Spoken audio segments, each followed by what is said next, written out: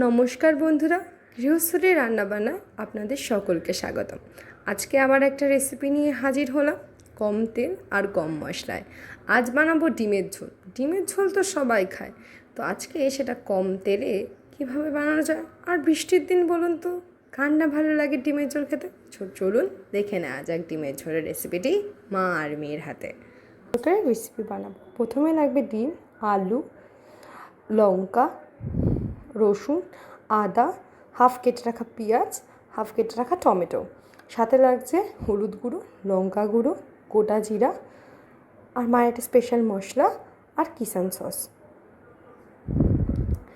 এরপর আমরা আলুগুলোকে কেটে নেব কিউব কিউব করে, তাহলে খেতে ভালো লাগে। ডিমের ঝোলের সাথে কিউব আলুটাই বেশি ভালো দেখায়। আলু কেটে নেওয়া হয়ে গেলে আমি ওদিকে সাথে সাথে টমেটোটাও কেটে ফেললাম। তারপর লঙ্কাগুলোকে চিড়ে দিলাম আর কিছুটা পরিমাণ আদাটাকেও ছুঁড়ে রাখলাম। এরপর আমি গ্যাস জ্বালিয়ে সেখানে ডিমটা সিদ্ধর জন্য দিয়ে দিলাম। ডিমগুলো এক এক করে দিলাম। এরপর পাশে আলু সিদ্ধর জন্য একটা পাত্রে জল দিয়ে আলুগুলোকে সিদ্ধ বসিয়ে দিলাম। সিদ্ধ দিয়ে দিলে ভালো হবে খেতে। তারপর আমি যে হাফ কেটে রাখা পেঁয়াজটি ছিল সেটিকে কেটে নিলাম।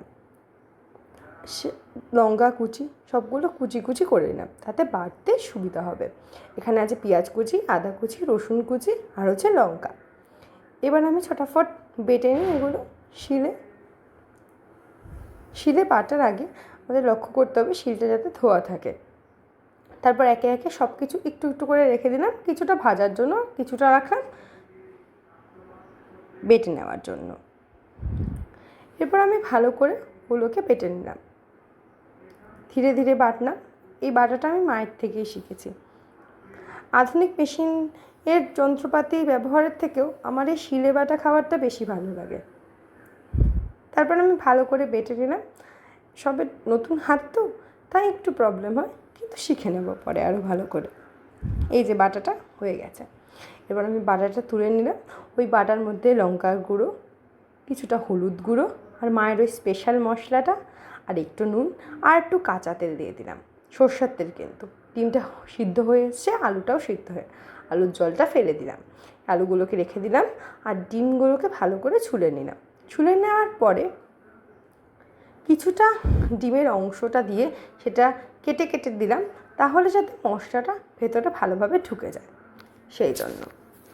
এটা আমি মায়ের থেকে শিখেছি।